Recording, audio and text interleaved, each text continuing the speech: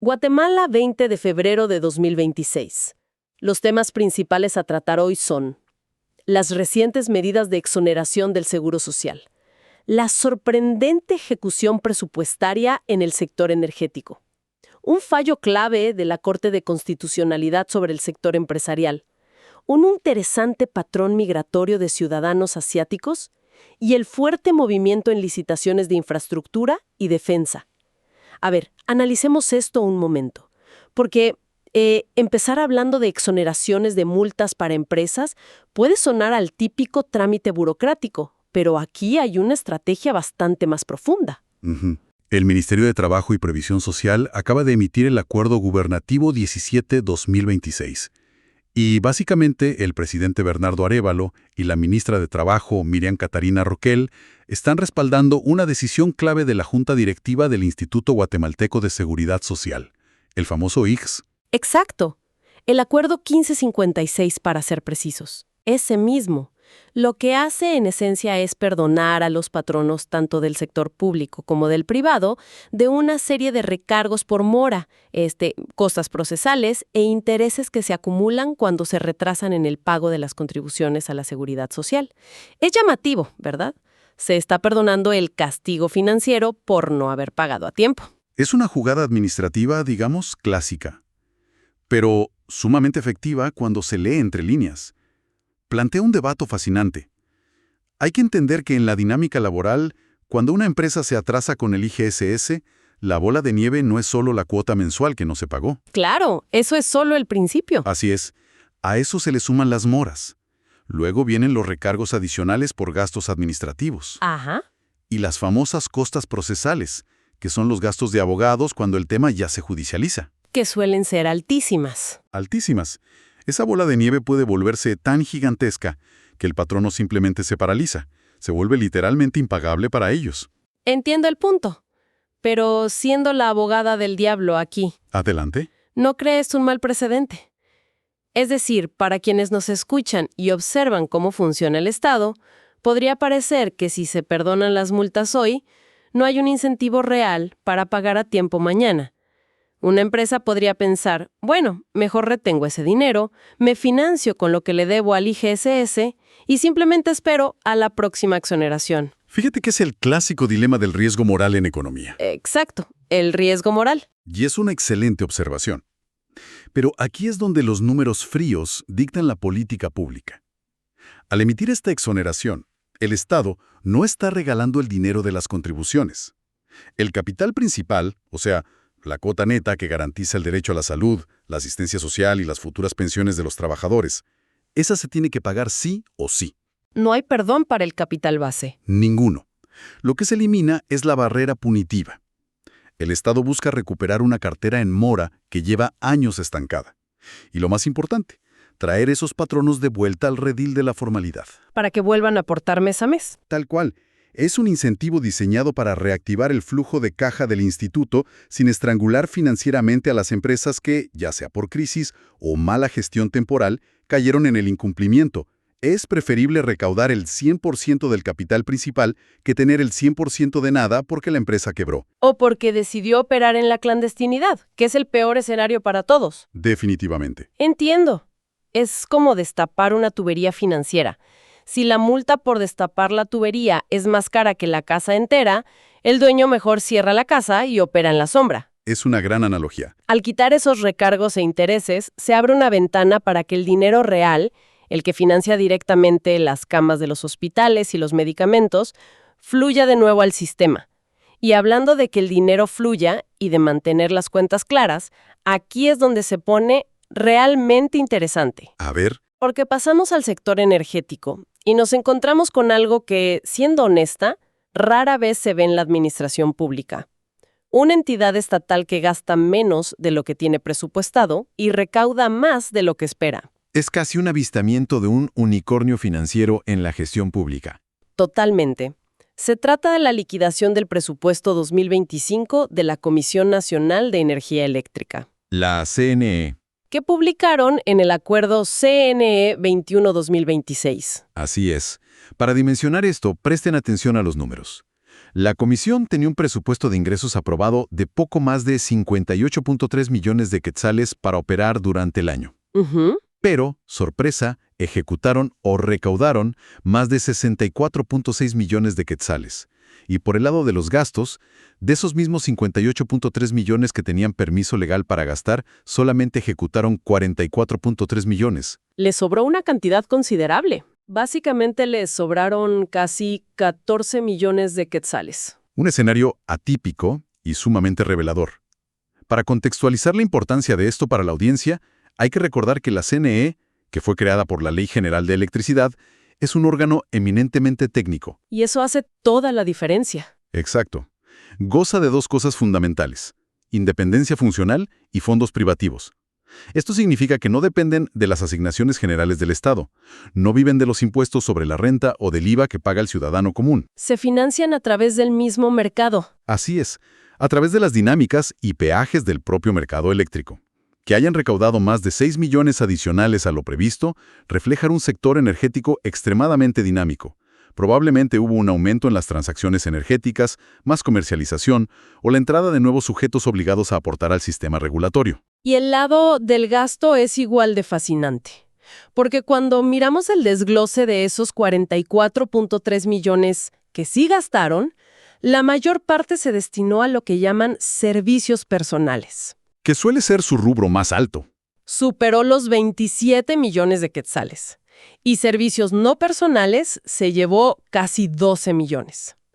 Mientras tanto, en cosas como materiales y suministros, gastaron apenas 643,000 quetzales en todo el año. Lo cual tiene todo el sentido del mundo si se analiza la naturaleza de la institución. Claro. La Comisión Nacional de Energía Eléctrica no construye puentes ni pavimenta calles. Es un ente regulador. Su principal activo son los cerebros. Hablamos de ingenieros eléctricos, abogados, analistas financieros, economistas. Capital humano especializado. Por eso el rubro de servicios personales es tan alto. Es un verdadero tanque de pensamiento regulatorio.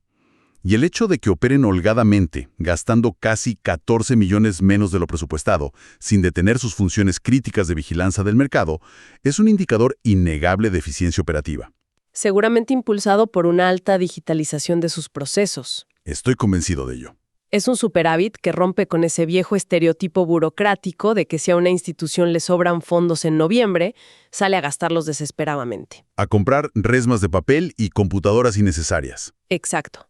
Solo para que no le recorten el presupuesto al año siguiente. Aquí hubo disciplina.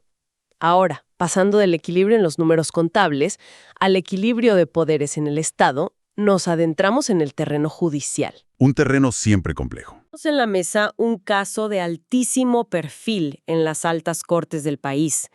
Específicamente, estamos hablando del expediente 1026-2025 de la Corte de Constitucionalidad.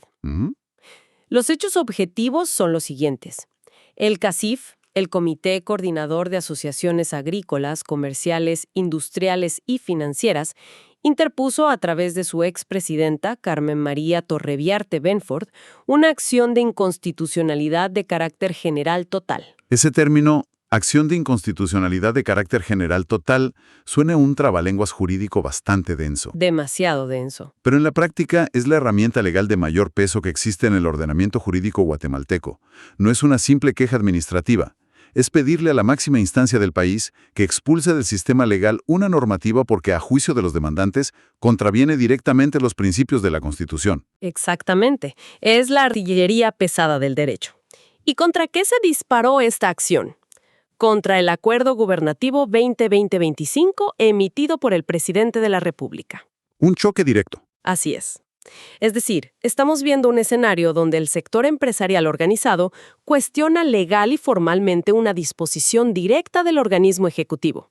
Y aquí es donde la maquinaria institucional hace su trabajo.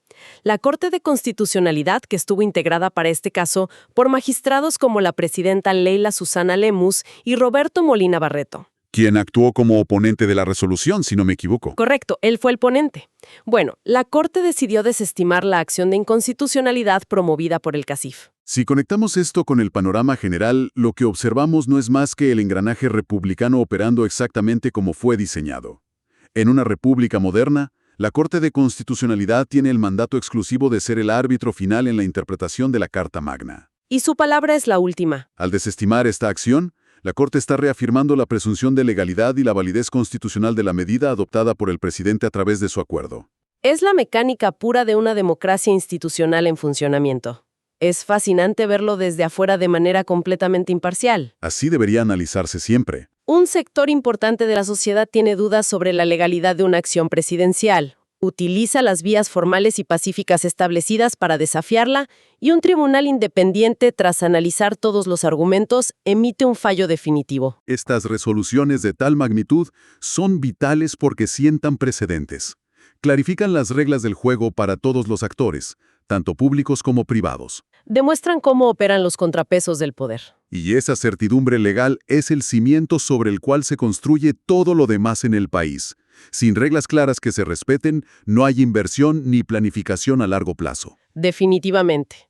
Y ya que hablamos de planificación a largo plazo y de cómo el Estado marca el ritmo, pasemos a observar cómo se materializa ese ritmo en el terreno físico y digital. Aquí hay mucho movimiento. Hay una verdadera avalancha de licitaciones y reportes de transparencia que, cuando se agrupan, dan una sensación abrumadora de escala y velocidad sobre cómo se está moviendo el aparato estatal. Por un lado, tenemos la infraestructura pesada. El asfalto. La Dirección General de Caminos, bajo la sombrilla del Ministerio de Comunicaciones, está lanzando proyectos de gran calado. Hablamos de licitaciones para el mejoramiento de carreteras que conectan Concepción-Tutuapa, en San Marcos, hacia Cuilco, en Huehuetenango. Rutas clave para el occidente del país. Totalmente. Y en paralelo, otro proyecto enorme desde San Carlos Sija hacia Momestenango, en Totonicapán. Al mismo tiempo, en frentes completamente distintos, vemos al Ministerio de la Defensa Nacional licitando la compra de raciones de campaña. Bajo el evento MDN 2026 Cal L007. Exactamente, asegurando la logística operativa del Ejército. Y por otro lado, a la SAT, la Superintendencia de Administración Tributaria, buscando modernizar su cerebro digital, contratando derechos de uso para un robusto software de administración centralizada. Actualizando su plataforma. Todo esto ocurre mientras municipalidades del interior, como Salamá en Baja Verapaz, o San José del Golfo en el área central, e incluso la gobernación de Petén, publican informes detallados sobre cómo los ciudadanos pueden acceder a sus archivos públicos. Lo fascinante aquí es observar cómo elementos que aparentemente no tienen ninguna relación entre sí, conforman en realidad un solo ecosistema de desarrollo continuo. ¿Cómo los conectas? Tomemos las carreteras, por ejemplo. Conectar Concepción-Tutuapán con Cuilco o San Carlos Sija con Momostenango no es un simple ejercicio de tirar asfalto sobre la tierra. Esas vías de comunicación fungen como los pilares invisibles que sostienen el desarrollo económico de las comunidades rurales. Cambia por completo la dinámica de la zona. Absolutamente. Una carretera nueva significa que el tiempo que tarda un agricultor en llevar sus hortalizas al mercado se reduce a la mitad, reduce los costos de transporte, disminuye el desgaste de los vehículos y, de paso, facilita el acceso a emergencias médicas o servicios educativos. Es infraestructura que cambia la economía local de un día para otro. Y supongo que lo mismo pasa a nivel estatal con la SAT. Exacto. Ese software de administración centralizada es la infraestructura digital necesaria para que el Estado recaude de manera más eficiente. Pero mencionaste los archivos públicos de las municipalidades. Ese es el punto clave. Lo que verdaderamente cierra el círculo y le da sentido a todo esto son esas publicaciones sobre el acceso a los archivos públicos. Estas municipalidades y gobernaciones están cumpliendo con el Decreto 57/2008, la Ley de Acceso a la Información Pública. Que la gobernación de Petén o la alcaldía de Salama sistematicen cómo se organiza su información, ya sea física o electrónica, y la pongan a disposición de cualquier persona, es el contrapeso ético indispensable a los grandes gastos de infraestructura. Esa es la frase. Vías de comunicación física para los bienes y vías de comunicación de la información para la supervisión ciudadana. Ambas infraestructuras son absolutamente esenciales para generar un clima de confianza que atraiga inversión. La transparencia es la infraestructura de la confianza ciudadana, sin duda alguna. De nada sirve una gran carretera si nadie sabe cómo se gastó el dinero para construirla. Así es. Y hablando de confianza, de inversión y, sobre todo, de elegir a un país para construir un futuro a largo plazo, entramos al último tema de hoy. Es algo que parece sacado de un estudio sociológico de tendencias, pero que está plasmado en blanco y negro en los edictos legales de la semana. Los edictos siempre cuentan historias interesantes. Y este es un patrón migratorio sumamente particular y revelador. Entre las decenas de páginas de edictos de nacionalización, resalta un número inusual y constante de solicitudes provenientes de ciudadanos originarios de China-Taiwán, que están buscando adoptar la nacionalidad guatemalteca por naturalización. Y hay que prestar mucha atención a los perfiles demográficos de estos solicitantes, porque no son casos aislados ni coincidencia. Exactamente, hay un perfil clarísimo. Estamos hablando de profesionales jóvenes, gerentes y empresarios que están en sus 30s y 40s. Perfiles altamente productivos. Para ilustrarlo, vemos nombres en los edictos como Tzu-Chun Chang Chen, que es una administradora de empresas de 44 años. Chen Jin-Ku, un empresario de 31 años. Jung Shin-Ku, licenciado en administración de apenas 29 años. Y Wen Yi-Ko, gerente administrativa de 36 años. Esta es gente en el pico absoluto de su etapa productiva. Totalmente. Además, un detalle clave y sumamente descriptivo es donde están estableciendo su residencia. Reportan domicilios en zonas de altísimo desarrollo inmobiliario, comercial y residencial. Como Condado El Naranjo. Exacto. Condado El Naranjo y San Cristóbal en el municipio de Misco. O los exclusivos complejos de Cayalá en la zona 16 de la capital. Lo cual nos lleva a otro punto interesantísimo. De manera paralela, casi en la misma sintonía de este desarrollo urbano expansivo, nos topamos con el estado de resultados del Instituto de Fomento de Hipotecas Aseguradas, el famoso FHA. Un termómetro del sector vivienda. Su reporte de cierre del año 2025 muestra unas ganancias netas masivas, más de 452 millones de quetzales en beneficio neto. Para quienes nos escuchan y tal vez han considerado comprar una vivienda, saben que el FHA es ese respaldo institucional que asegura el riesgo y permite a los bancos otorgar créditos inmobiliarios con enganches mucho más accesibles para la población. La correlación entre estos dos fenómenos, la naturalización de estos profesionales y las ganancias récord del FHA, es exactamente el tipo de señales sutiles que los analistas macroeconómicos buscan constantemente. ¿Cómo se conectan ambas cosas en el panorama grande? Esto plantea una pregunta importante sobre cómo se está transformando silenciosamente el tejido demográfico y económico del país. Históricamente, es bien sabido que Guatemala y Taiwán han mantenido fuertes lazos geopolíticos, de cooperación y diplomáticos. Pero lo que estos edictos de naturalización nos indican es que esa relación diplomática de alto nivel se ha traducido de manera tangible en atracción real de capital humano e inversión directa. Ya no son solo acuerdos comerciales firmados en despachos, son personas reales mudando sus vidas. Así es, estamos viendo a una generación de jóvenes profesionales asiáticos altamente calificados que no solo vienen a hacer negocios temporales. Están apostando por el país como su hogar permanente. Se están integrando activamente en la clase media alta y alta de la sociedad, consumiendo servicios y estableciendo empresas. Y es aquí donde la conexión con los números del FHA cobra un sentido absoluto. Que una institución de fomento hipotecario reporte un beneficio neto de casi $500,000 de quetzales no ocurre por arte de magia ni en el vacío. Claro que no. Sugiere un auge gigantesco, un sobrecalentamiento positivo en el desarrollo inmobiliario y una confianza inmensa en el crédito para la vivienda. Significa que hay un boom masivo de personas comprando casas y apartamentos. El FHA no construye las viviendas, asegura el riesgo de los préstamos. Si sus ganancias están por las nubes, es porque el volumen de créditos aprobados y la colocación de vivienda está rompiendo récords. Es un indicador de certidumbre a largo plazo. Y si cruzamos esa data de éxito inmobiliario con la llegada y asentamiento de estos jóvenes ejecutivos y empresarios de Taiwán en áreas como Mixco o Cayalá, estamos viendo el motor urbano en plena aceleración. Completamente. Estos nuevos ciudadanos, junto con una fuerza laboral local que también está en crecimiento y profesionalizándose, necesitan desarrollos habitacionales modernos, centros comerciales, oficinas y colegios. El éxito financiero del FHA es, en gran medida, el termómetro perfecto de una urbanización acelerada que está logrando acoger a este talento internacional y a la nueva clase trabajadora.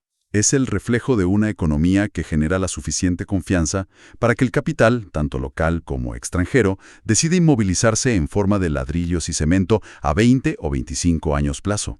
Entonces, ¿qué significa todo esto que hemos analizado hoy?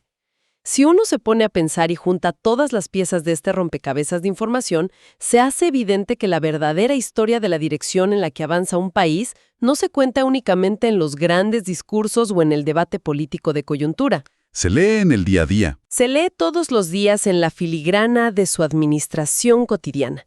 La historia se cuenta cuando el Estado toma decisiones pragmáticas para perdonar deudas y recargos con el objetivo de formalizar el empleo y blindar financieramente el seguro social. Exacto. Se nota en el rigor contable de una comisión reguladora de energía que demuestra que es posible gastar menos de lo presupuestado y recaudar más, siendo eficiente. Se evidencia en la profunda estabilidad que otorga tener una Corte de Constitucionalidad, resolviendo conflictos institucionales al más alto nivel sin que el sistema colapse, validando el orden jurídico. Todo se conecta. Se materializa físicamente en cada kilómetro de asfalto nuevo que conecta Totonicapán o Huejotenango, reduciendo la distancia entre el agricultor y el mercado, mientras las gobernaciones locales abren sus archivos al público. Y finalmente, se respira en la adopción de nuevos ciudadanos asiáticos que traen su experiencia, compran propiedades, echan raíces e impulsan, de la mano con el talento local, a instituciones financieras tan vitales como el FHA. Si se observe con detenimiento para la audiencia, más allá de los números fríos, los edictos publicados en letra pequeña y las resoluciones judiciales que hemos desgranado, lo que se revela frente a nosotros es la metamorfosis en tiempo real de una economía en plenas vías de desarrollo. Hay un panorama fascinante que se está gestando. Si el país logra mantener y combinar estratégicamente esta inyección masiva en infraestructura rural que conecta mercados, la atracción de este talento extranjero emergente que decide naturalizarse e invertir, un auge inmobiliario sólidamente respaldado por el sistema financiero y una eficiencia recaudatoria en sectores técnicos como el energético, cabe preguntarse seriamente una cosa. ¿Podría estar presenciando la región los cimientos de un nuevo milagro económico latinoamericano que avanza silenciosamente y pasa completamente desapercibido en los grandes titulares internacionales? Es sin lugar a dudas una idea provocadora que vale la pena observar muy de cerca.